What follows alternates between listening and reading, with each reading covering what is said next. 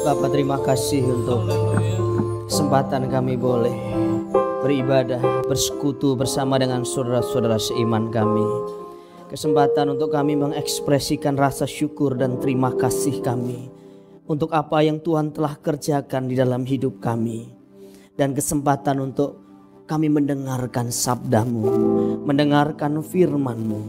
Biarlah seluruh rangkaian ibadah kami menyukakan hati-Mu. Urapi pemberitaan firman-Mu. Biarlah apa yang kami dengar, kami boleh lakukan dalam kehidupan kami sehari-hari. Dan semuanya menyenangkan hati-Mu. Urapi hamba-Mu yang Tuhan telah persiapkan.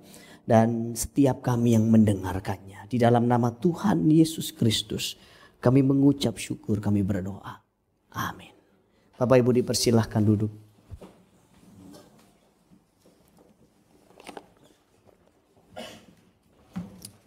Bapak Ibu saudaraku sekalian, siang ini tema firman Tuhan yang ingin saya sampaikan adalah bagaimana kita mengatasi pergumulan hidup kita sebagai orang percaya.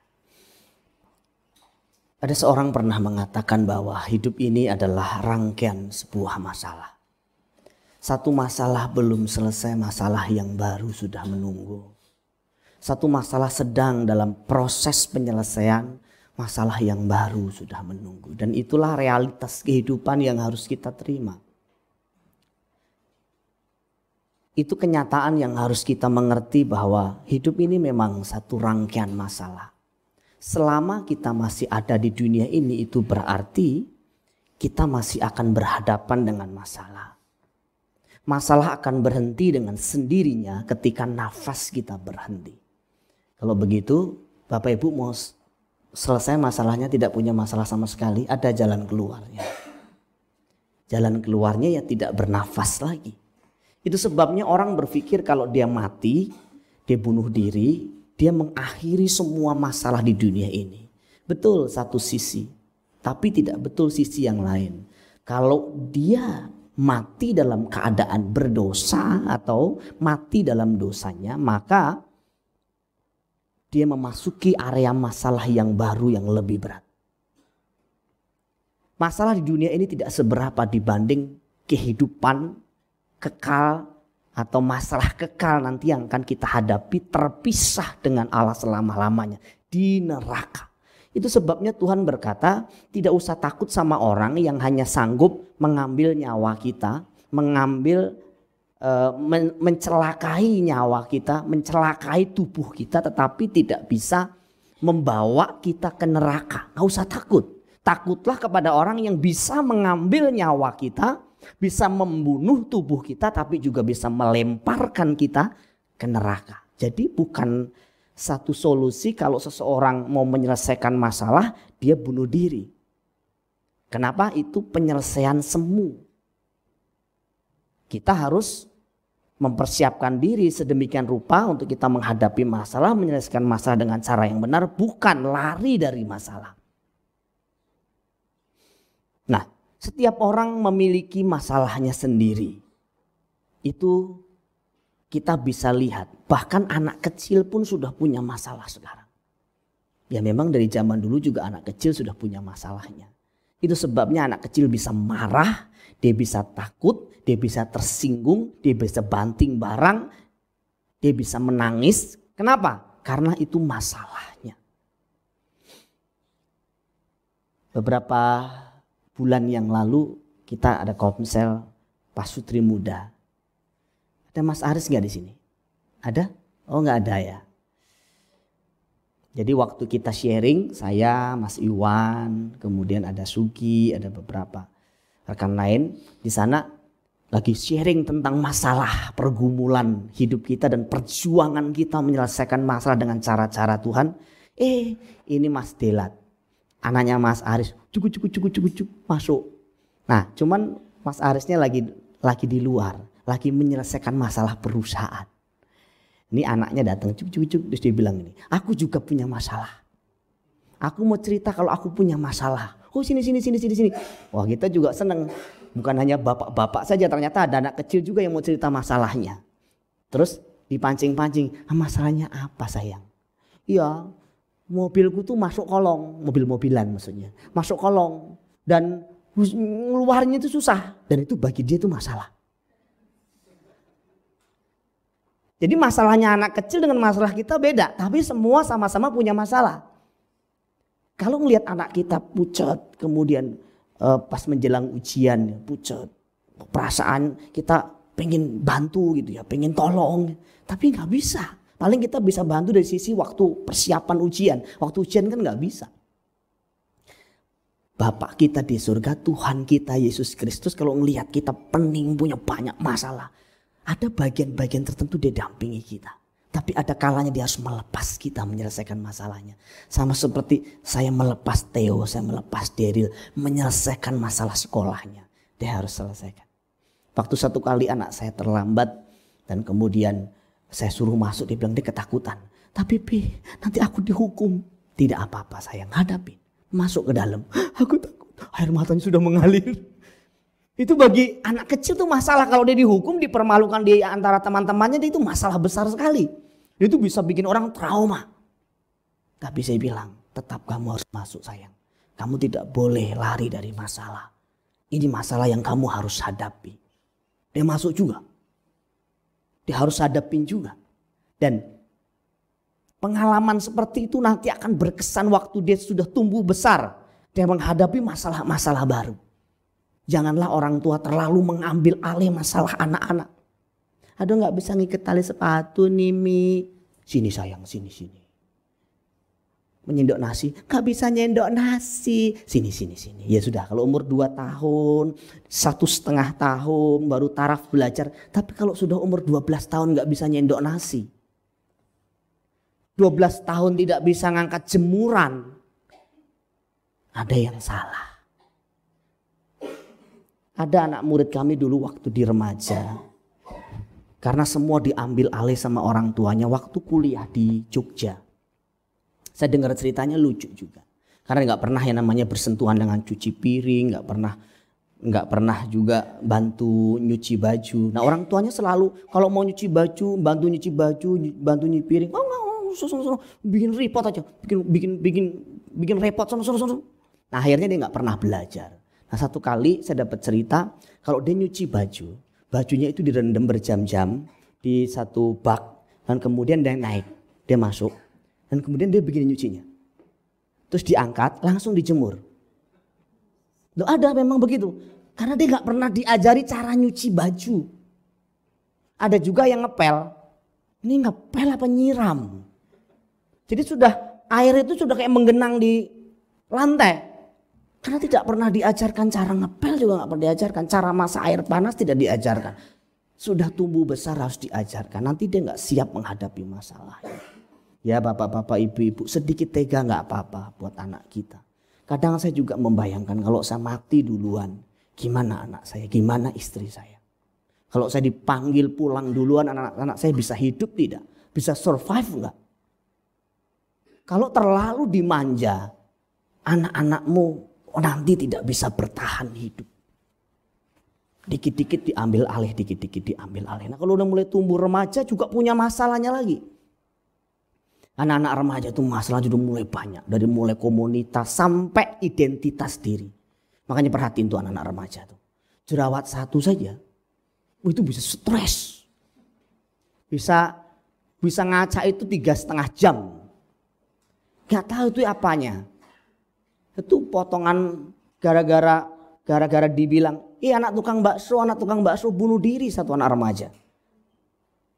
Kembali ke anak-anak tadi ya, anak-anak saya pernah baca satu berita di Cina, anak kelas 4 SD bunuh diri karena terlalu banyak ditekan belajar. Ya memang anak-anak kita harus kita motivasi belajar yang rajin, tetapi jangan keterlaluan. Kadang-kadang yang mau dapat nilai itu anaknya atau maknya kita susah membedakan. Soalnya maknya itu kalau ketemu mak-mak yang lain suka membanggakan anaknya, anakku juara 1, nilainya 10 semua. Oh anakku nilainya 9 semua, kalah sama anakku 10. Anakku 11 nilainya. Saking bangga-banggainnya kemudian saling akhirnya apa? Karena ya bagaimana caranya supaya dia bisa punya nilai lebih di atas ibu-ibu yang lain, anaknya ditekan. Apalagi kalau sampai nilainya merah, nggak lulus, terus kemudian dipermalukan, diancam. Nah itu membuat masalah baru lagi ketika dia tumbuh menjadi remaja. Kalau sudah mulai masuk pemuda, masa pacaran, masalah lagi tuh, pergumulan lagi tuh. Yang pacaran tuh pergumulannya biasanya cemburuan lah, nanti ongkos, ongkos apa itu? Ongkos kencan juga masalah itu. Kalau belum pacaran susah untuk membayangkan yang pacaran, tapi kalau sudah pernah pacaran baru tahu. Nah itu kalau yang sudah pacaran. Dan saya biasanya mengkonselingin banyak kasus-kasus yang pacaran yang cemburuannya tuh, ampun. Sampai kadang-kadang nggak masuk akal, hal kecil dicemburuin gitu ya. Dicek, diperiksa dari mulai HP-nya sampai diendus. Ini kayaknya minyak wanginya beda deh. Nah gimana nanti kalau sudah menikah ya? Yang belum pacaran juga punya masalah. Yang jomblo, wah itu masalah juga itu. Mereka punya panti namanya panti jomblo. Yang sudah umur 30 ke atas, sudah mulai banyak dibicarain juga, itu masalah. Diomongin, ayo dong kapan dong, ayo dong kapan dong. Akhirnya yaudahlah, daripada saya diomongin terus, daripada dibully terus, udahlah saya jadiin aja masih dia. Padahal gak cinta. Udah daripada saya ngomong kapan nikah, udah gue nikah aja deh. Gak boleh juga begitu. Nah itu kalau masuk masa dimana dia belum punya pasangan. Nah jomblo juga kalau lihat orang pacaran gitu, biasanya apa ya, kayak menyedihkan juga gitu. Kayaknya enggak. Tapi memang ada orang-orang tertentu yang jomblonya kuat banget ya. Maksudnya mungkin dia punya panggilan untuk tidak nikah kali ya. Aku kemarin saya tes, ternyata Agung tidak punya panggilan ke sana. Saya tes Akyong ada sedikit ke sana, ke arah sana. Saya tes Akong kayaknya enggak ada sama sekali. Ya siapapun kita, ya kita punya masalah. Yang jomblo punya masalah, yang pacaran punya masalah. Itu pergumulan-pergumulan yang susah dideteksi. Pendeta juga kadang-kadang bingung. Udah mulai kerja, udah seneng, di PHK. Masalah juga itu. Ya kita kan kalau hidup dari gaji itu kan semua ditanggung. Kita beli rumah, kita cicil mobil, semua kan di cover dari situ. Saya pernah dapat satu berita ya, satu orang yang dia dulu cicil rumah waktu secara rumah Eyang itu ada beberapa rumah di sana dan dia kerja di satu perusahaan tertentu dan dipecat. Wah, padahal dia cicil rumah 3 atau berapa begitu, nanti semua di cover dari gajinya. Wah itu udah mau disita, beberapa udah disita bank. Wah itu stres luar biasa. Ada juga yang datang sama saya pagi-pagi dalam doa pagi, dia ceritakan bahwa wah sekarang debt collector dari bank terus datang untuk nagih. Dia pinjam uang dan pertaruhannya besar sekali. Rumahnya akan disita, harga miliaran. Wah dia pusing sekali. Pak saya udah mau gila pak. Makanya dia sering kalau jam-jam tertentu hubungi istri saya ngajak doa. Gitu. Terus kadang-kadang dia ikut doa pagi kita walaupun bukan jemaat di sini. Nah kita doa, ya boleh saja sih, memang kita dalam saat-saat seperti itu memang kita harus banyak berdoa. Tetapi sekali lagi nanti kita juga belajar, doa juga bukan satu-satunya untuk kita menyelesaikan masalah. Itu bagian dari penyelesaian masalah. Nah kalau sudah nganggur, wah jalan terus tuh. Duit kan jalan terus, walaupun kita nganggur kan operasional jalan terus. Wah itu panik. Apalagi kalau sudah punya anak, udah menikah, punya anak sekolah, bayaran ini, bayaran itu, tagihan ini, wah itu orang itu seolah-olah dia hidup di dunia lain. Otaknya tuh buntu benar-benar. Dan saya ketemu dengan situasi-situasi seperti itu. Maaf, sampai berak darah. Saking stres tingginya. Kita semua, kita mengalami hal seperti itu. Enggak semuanya begitu, tapi kita mengalami pada levelnya masing-masing. Gak bisa dipungkiri.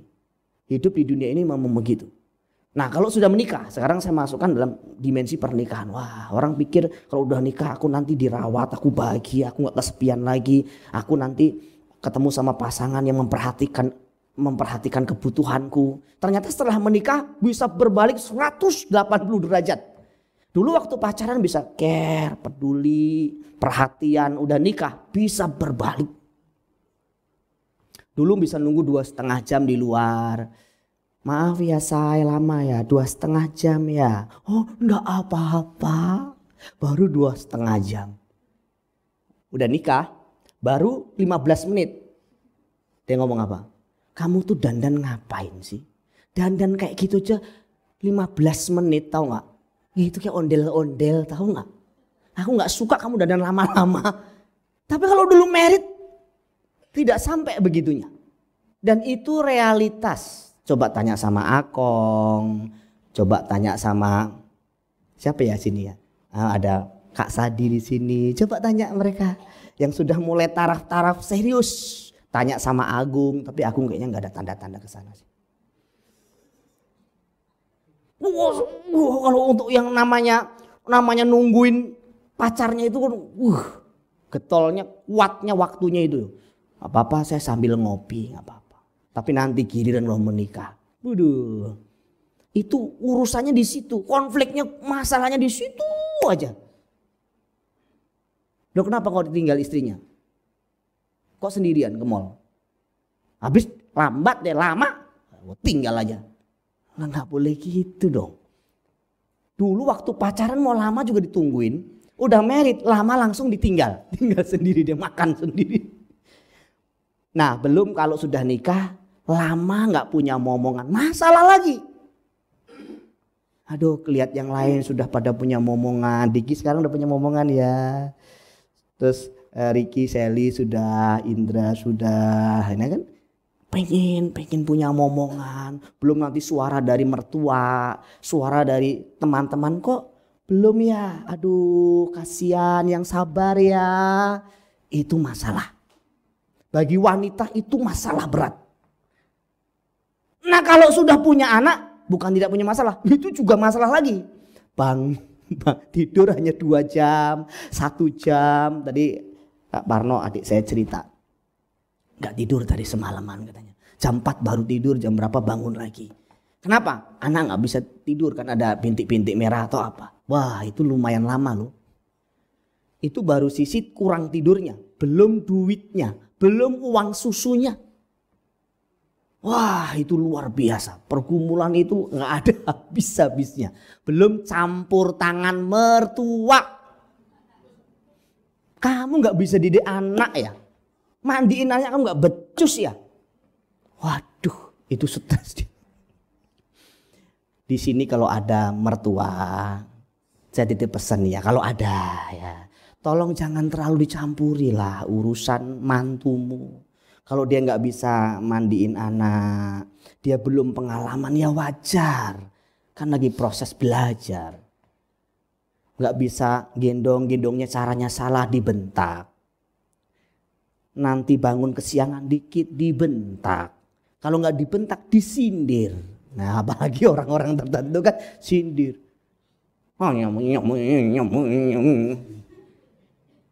Itu masalah. Bukan berarti kita tidak boleh tinggal sama orang tua ya. Tapi untuk menghindari masalah-masalah yang memang kita tidak siap. Memang sebaiknya selalu saya menyarankan. Ya tinggallah sendiri di tempat petak enggak apa-apa. Tapi kalau kondisinya terpaksa dan harus ya enggak apa-apa juga. Yang penting harus kuat. Harus punya anti gores yang tebel di sini nih. Ya apalagi yang tinggal sama mertua. Itu biasanya banyak sekali masalahnya. Nah soal kalau udah punya anak nih ya, duit itu kayak air. Ini kayaknya susu. Apalagi itu nanti kalau udah mulai besar dikit tuh. Apa? Sekolah sekarang itu kayaknya anak-anak itu zaman saya dulu seingat saya kita 5 bersaudara yang TK cuman saya. Sadi itu gak TK. Parno tidak TK. Warsi tidak TK. Sri tidak TK. Tapi mereka rata-rata juara 1 sih. Pinter ya orang tua saya didik ya. Enggak dididik, dilepas. Orang tua saya dalam konteks didik belajar loh ya. Kita sekolah sendiri disiapin makan aja. Orang tua sudah jam 10, jam 2 pagi sudah jalan ke ladang. Pulang nanti 10 siang. Kita seperti ngurus diri sendiri. Makanya kita kuat. Kita gak takut ngadepin masalah. Siapa di sini yang dari keluarga saya yang kita punya kondisi keuangan nyaman? Nggak ada. Adik saya Andreas Sadi ini sekarang kan kepala sekolah di Tunas Bangsa. SD, SMP setahu saya dia selalu juara tuh dulu, dapat beasiswa dari sekolah dan pemerintah. Terus kemudian SMA juga di sekolah Alkitab, tingkat sekolah Alkitab SMA-nya, S1-nya sekolah Alkitab, tapi ngajarnya matematika di Stella Maris. Itu kalau bukan orang tingkat dewa nggak bisa itu. Sekolahnya Alkitab tuh nggak ada pelajaran matematika masalahnya. Terus akhirnya dia ambil S2 Magister Manajemennya di luar. Biaya sendiri semua. Saya biaya sendiri semua. Adik-adik saya semua biaya sendiri. Malah kita memikirkan orang tua. Ini beda sama anak zaman sekarang kan. Dikit-dikit minta, dikit-dikit minta. Makanya kenapa kita seringkali mendengar kabar kok orang gampang ya bunuh diri, gampang lompat dari apartemen, gampang nyerah. Karena mungkin pola asuh pendidikan keluarga juga terlalu dimanja. Janganlah. Anak-anak juga harus kita ajarkan bagaimana survive. Kemudian kalau sudah menikah sama belum menikah nih perbedaannya kayak gambar ini. Ini sebelum jadi mami maksudnya, sama kalau sudah jadi mami. Ini sebelum jadi mami, sebelum jadi ibu, kecoa.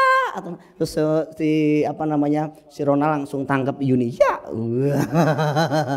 Tapi kalau sudah jadi ibu-ibu, anaknya banyak, dia yang selesaikan sendiri masalahnya, yang ngurus sendiri masalahnya. Ada candaan di gambar berikutnya nih. Sampai begini loh. Katanya kalau cewek sebelum menikah begitu, sesudah menikah apalagi punya anak begitu. Kalau cowok sebelum nikah begitu, sesudah nikah begitu. Kenapa? Kalau cowok kan setelah menikah dia stres. Di SBC tidak berlaku. Ya, ya kalau Akong saya nggak tahu. Siapa tahu setelah menikah jadi langsing Akong. Tapi ada juga ibu-ibu ya, udah menikah nih.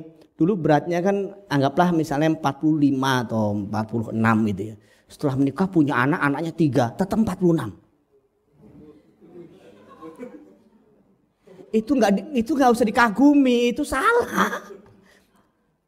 Berikutnya. Ini gambar-gambar ini saya sedikit sengaja bervariasi. Nih kalau sebelum nikah kan begini ya, cewek-cewek ya. Sudah nikah begitu. Masih mau nikah? Silahkan. Kalau masih mau nikah nggak apa-apa. Sengaja saya kasih tahu. Nah, tapi ada juga bapak-bapak di mana setelah menikah juga jadi begini. Ini setelah ada beberapa yang begini. Ini masalah buat bapak-bapak nih. Ini ibunya kemana ini? Menurut saya ini hebat. Jarang ada bapak-bapak begini. Dia rendah hati nih. Karena ini hal kecil ya. Ini hal kecil tapi jadi masalah. Misalnya, saya sampaikan.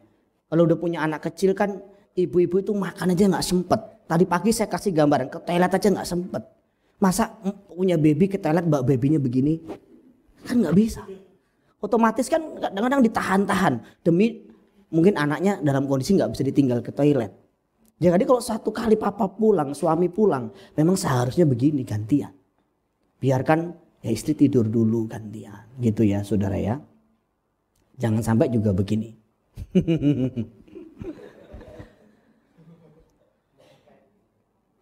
Saya sengaja memberikan gambar-gambar ini untuk memberikan gambaran kepada kita bahwa hidup ini tidak seindah seperti dalam film-film Hong Kong, film-film Korea. Bahwa kalau sudah ketemu calonnya yang satu ganteng, yang satu cantik, kemudian menikah, habis menikah mereka selalu tampak indah, lari di taman, kelilingin pohon, film India. Kemudian lari di pantai slow motion, terus kemudian lempar-lemparan sendal, koko akio. Realitas setelah kita menikah, hidup tidak semakin mudah. Jadi saya berharap Yosua, Yos, Diana juga memikirkan ulang. Walaupun kadang saya bilang, ayo cepet nikah, jangan lama-lama nikah, itu memotivasi maksudnya. Jadi kalau belum siap dia harus tetap persiapan. Belum kalau sudah punya anak nakal, anak keras kepala. Wah, ini juga masalah lagi. Ini kan suatu masalah yang seperti nggak ada habis-habisnya.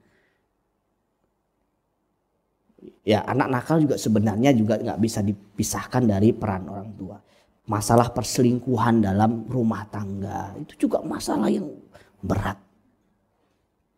Ini bukan hal yang ringan. Ini masalah yang seperti orang kalau sudah sampai taraf ini ya, sampai taraf perselingkuhan ini masalah terberat. Makanya saya sih titip pesannya, janganlah saudara, jangan mengkhianati pasanganmu. Kan kamu sudah berjanji, kita sudah berjanji sampai maut memisahkan. Ingat loh, janji kita ini dipertanggungjawabkan di hadapan Tuhan, di sidang pengadilan Tuhan nanti loh ya. Apapun yang terjadi, suami istrimu tidak ideal seperti yang kamu bayangkan dulu ya, kamu sudah nikahi dia, nasi sudah jadi bubur, makan itu buburnya. Gak enak tambah cakwe, tambah kuping babi, tambah telur pitan. Apalagi Nal, kalau di Kamseng jadi enak ya. Gak apa-apa, kita selama-lamanya kita menderita itu hanya 70-80 tahun. Kalau dihitung merit kita paling 50 tahun kita merit, 50-60 tahun kita merit. Udah begitu. Kita memasuki kehidupan yang baru di langit baru, bumi baru tanpa penderitaan. Daripada kita bahagia semu di sini, misalnya tadi kita menganggap bahwa istri kita tidak ideal, suami kita nggak ideal, kemudian kita selingkuh, kita kawin lagi, aduh jangan. Wah saudara nanti menderita. Belum kalau punya istri tapi istrinya tidak bisa mengurus keluarga, wah itu masalah. Saya banyak dengar cerita-cerita kasus-kasus di mana, aduh istriku itu nggak bisa ngurus rumah tangga, rumah berantakan, misalnya gimana, nggak bisa masak juga, nggak bisa ini, nggak bisa itu. Lah kalau dulu waktu merit, ada bimbingan para nikah, selalu saya tanya, kamu bisa masak? Di depan calonnya, gak bisa. Bisa sih masak air tapi gosong. Ya. Masak mie instan kagak bisa juga. Ada masak mie instan saja gak bisa. Waduh. Terus tapi sang pria berkata, tidak apa-apa, tidak masalah.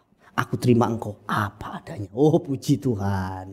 Tapi jangan nanti kalau sudah merit diungkit-ungkit, kok kamu gak bisa masak sih? Lah kan sudah dikasih tahu dulu sebelum merit aku nggak bisa masak. Tetapi bisa belajar masak. Di internet Google kan buka tuh cara masak rendang. Bumbunya ini, cara masaknya begini, urutannya begini. Istri saya dulu juga begitu. Tapi sekarang masakannya enak. Itu kan masalah-masalah yang bisa diselesaikan. Apalagi kalau sudah nikah, ya ini gambar berikutnya ini saudara. Wah ini istri-istri zaman sekarang katanya.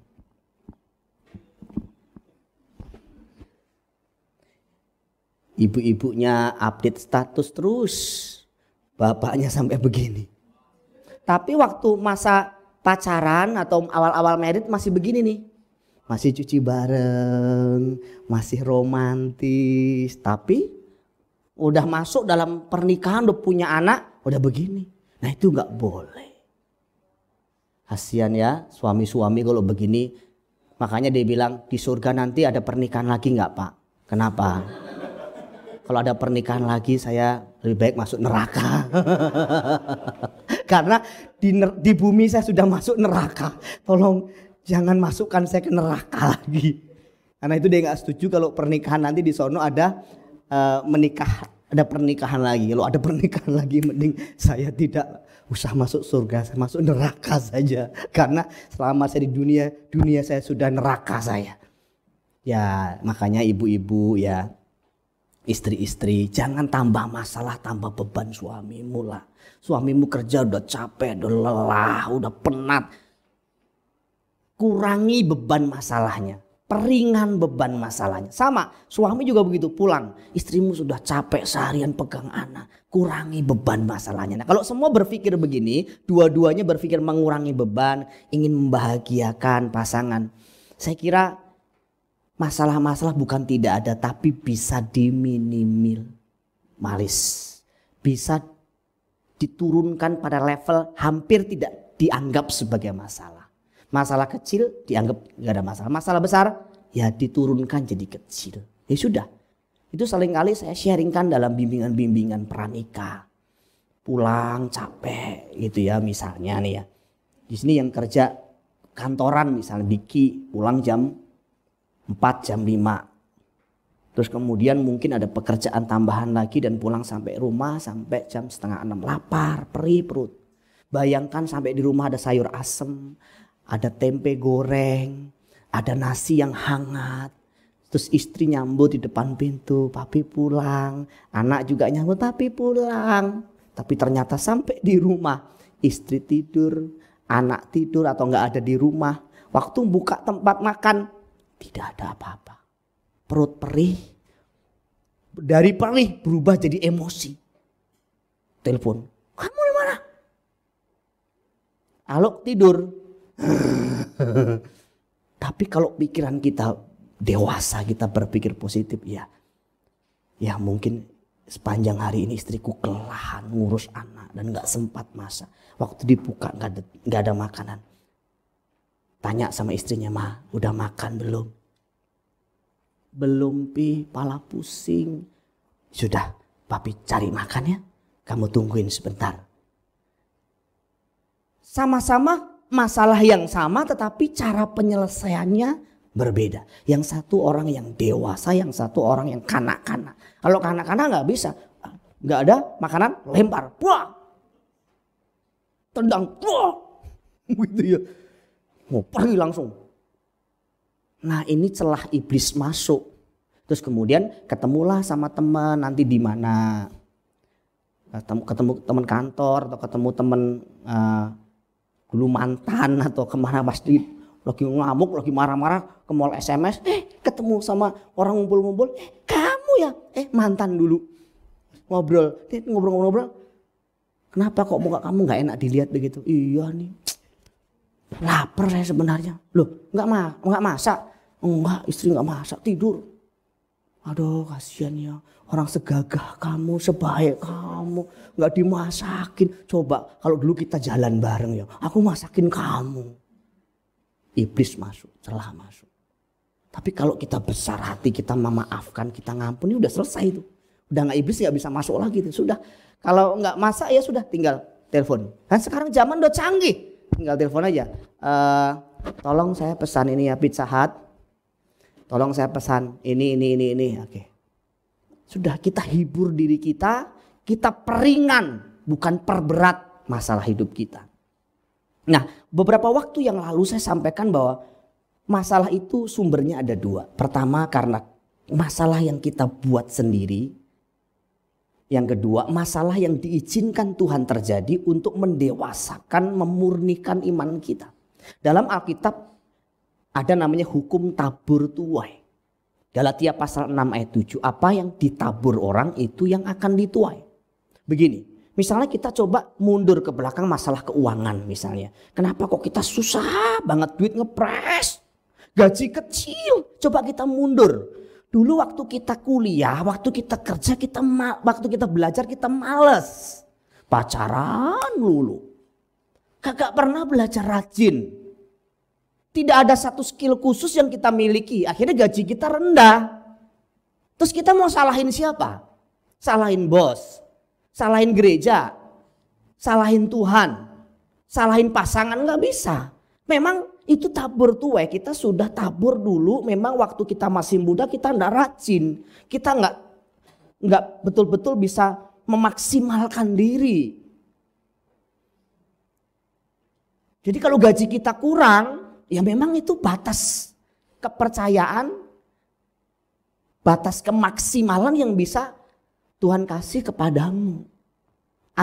Artinya kalau kamu bisa membawa segini ya, botol atau gelas seperti ini ya paling airnya paling mentok segini. Tapi kalau kita bawanya memang ember ya sebatnya ember. Kapasitas hidup kita ini penting sekali. Itu sebabnya saya terlalu tanamkan di gereja ini, kamu boleh berdoa, memang harus berdoa. Tetapi tanpa kerja keras, tanpa pengembangan diri yang baik, tanpa skill yang baik, kamu juga akan mengalami banyak kesulitan-kesulitan dalam hal keuangan. Sekalipun banyak berdoa. Itu penting sekali belajar. Belajar yang pintar, skill yang bagus. Anak saya Theo di lesin Agung banyak. Beberapa les yang dia ikuti. Komputer lah, apalah apa. Saya senang. Sebisa mungkin sekarang juga ya abangnya, amannya kan banyak juga latih di keyboard. Saya berpikir seandainya Tuhan memanggil saya cepat. Seandainya saya tidak sampai umur panjang pun, Theo bisa survive. Theo bisa hidupi adiknya. Minimal kita punya pikiran begitu. Dan istriku juga bisa survive. Dia mungkin bisa dagang, bisa usaha ini, usaha itu. Nah kalau enggak, istri enggak bisa apa-apa, anak enggak bisa apa-apa. Yang bisa cuman suaminya itu. Nah satu kali Tuhan panggil mendadak gimana? Anak kita kasihan dong. Enggak bisa survive, enggak bisa bertahan hidup. Dan kehidupan tidak semakin mudah, semakin sulit. Itu sebabnya anak-anak kita harus di training untuk bisa kuat, tangguh. Istri kita juga harus training kuat, tangguh. Jam berapa bangun, masak buat suami, buat anak-anak. Habis itu kadang-kadang masih ada juga yang jualan online ya. Ada kayak Sally begini kan, pontang-panting, harus ini, usaha ini, pelayanan apa. Memang kita juga harus begitu, harus gigih, kuat gitu. Tapi istirahat, waktu berdoa, waktu ibadah, waktu berinteraksi dengan saudara-saudara seiman juga jangan dipotong. Ya mungkin tidak sebanyak orang banyak waktu nganggur ya. Tetapi harus ketat juga. Ini waktunya saya berdoa, ini waktunya saya baca Alkitab, waktunya saya ibadah, waktunya saya pelayanan, waktunya saya mengurus anggota keluarga saya. Dan sebagainya. Kalau waktu masih muda, ngerokok, ngobat, minum-minuman yang model kayak penambah energi, ginjal pecah, diabetes, apalagi kolesterol, asam urat, jantung. Terus kemudian mau salahin siapa? Kalau suatu hari kita menghadapi masalah yang berat dengan kesehatan kita, kita nggak bisa salahkan Tuhan. Pahami bahwa itu hasil taburan kita di masa lalu. Saya titip pesan nih yang cewek-cewek yang belum menikah. Percantik manusia batiniamu. Bener deh. Saya titip percantik manusia batiniamu. Daripada kamu terus percantik cuman fisikmu. Nanti kamu gak sanggup menghadapi suamimu, menghadapi kondisi keuangan. Gelisah, marah-marah. Selingkuh dan banyak lagi kasus-kasus keluarga. Nah kalau marah-marah anakmu tuh kasihan. Dicubitin sampai biru-biru. Dimaki-maki, dimarah-marahin anak. Aduh jangan. Tapi orang kalau memang gak deket sama Tuhan, yang gak punya ketentraman hati ya. Masalah kecil aja dibesar-besarin. Anak cuman gara-gara jatuhin apa gitu, dimaki-maki. Ada juga sebaliknya. Kemarin saya makan sama siapa ya sore kemarin? Oh sama Daryl di Condro. Ada satu anak, ini HP maaf saya kasih contoh. Ini mamanya, ini anaknya, ini kakaknya di depannya. Itu di depan orang anak kecil usia 3-4 tahun. Mungkin enggak ya 5 tahun. Ngeri banget tuh HP dilempar di depan orang begitu banyak. Mamanya tetap makan. Seperti nggak ada reaksi. Ciciknya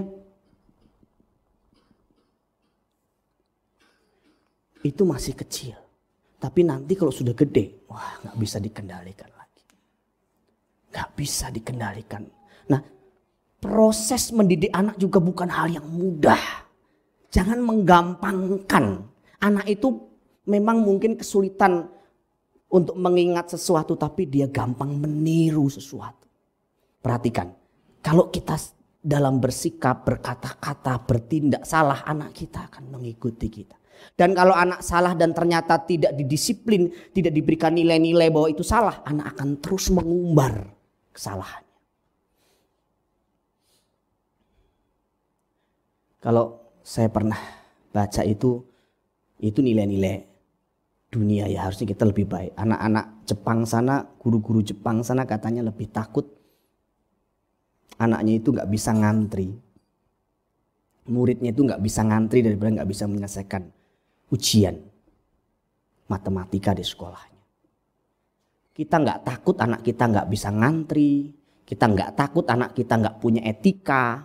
Tapi kita takut anak kita nilainya kecil. Kita harusnya mulai ketar-ketir, kok anak saya nakal ya. Kok ngelawan orang tua ya. Kok anak saya nggak ada perasaannya, pukul orang, jambak orang ya. Aduh, itu harus menjadi PR.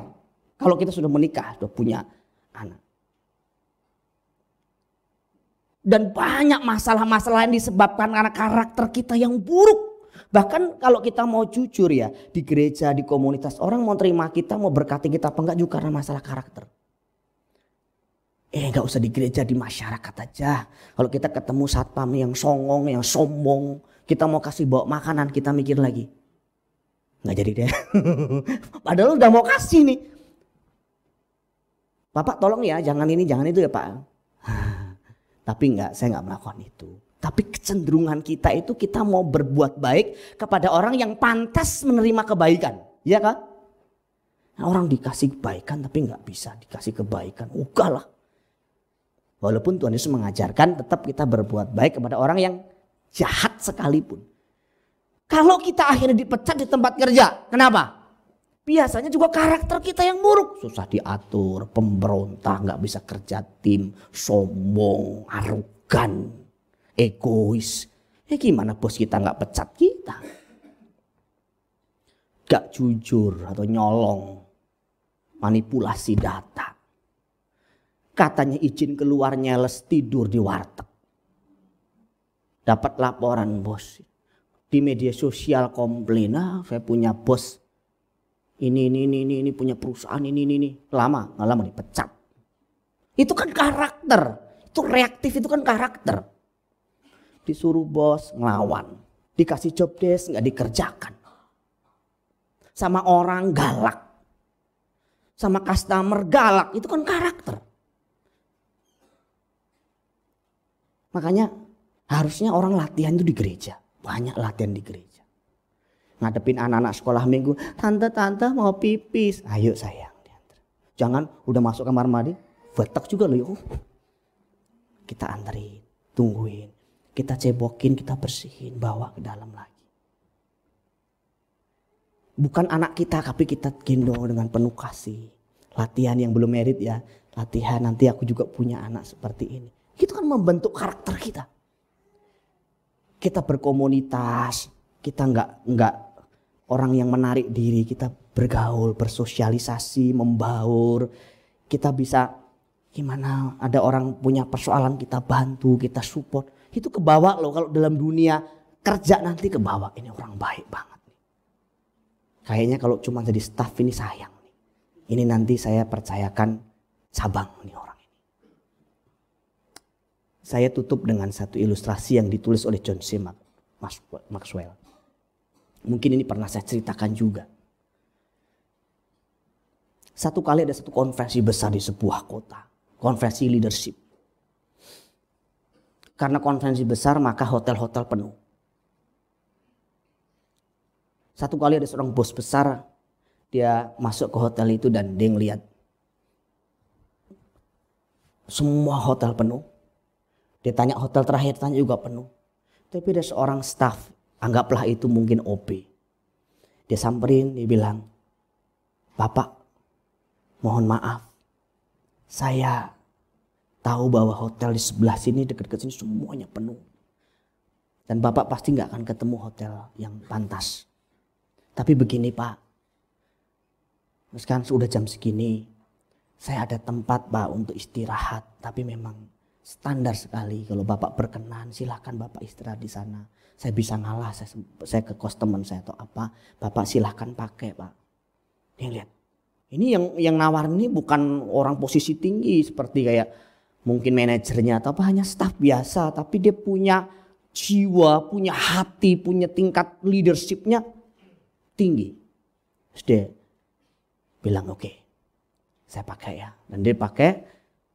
Udah konferensi selesai, udah setahun lebih gak ada kabar apa-apa, seperti gak ada terjadi apa-apa.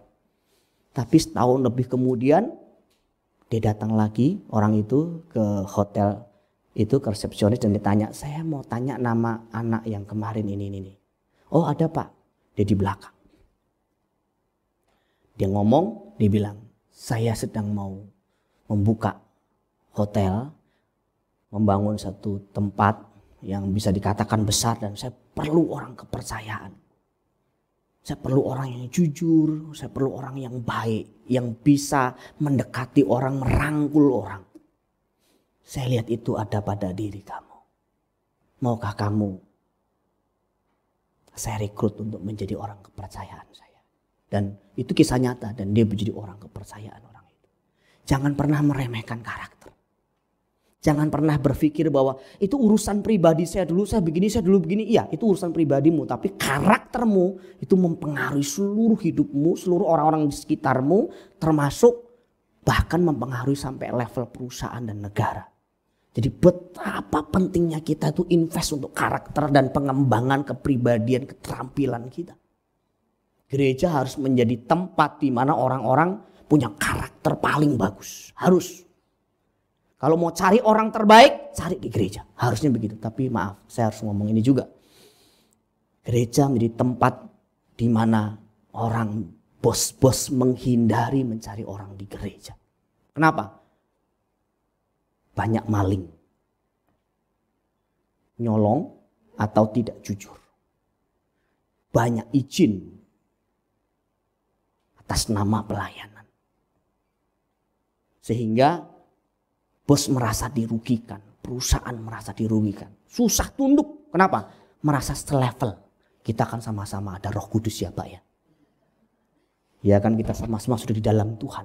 Bosnya Kristen, dia merasa selevel. Enggak boleh. Alkitab mengatakan kalau bosmu percaya Tuhan, engkau harus lebih menghargai dia. Lebih daripada yang gak percaya Tuhan. Dulu kerja keras, rajin, teliti.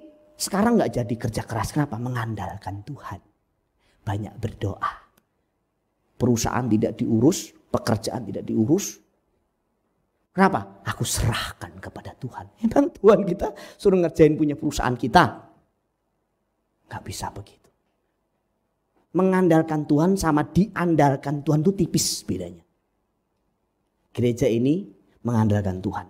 Tapi juga Tuhan mengandalkan saya untuk melayani jemaat dengan baik, mengandalkan Diki, mengandalkan Mas Iwan, mengandalkan Ricky Sally, mengandalkan Yos, Agung, para pemimpin di sini, mengandalkan kita semua untuk melayani jiwa-jiwa. Tuhan kiranya memberkati kita sekalian. Amin.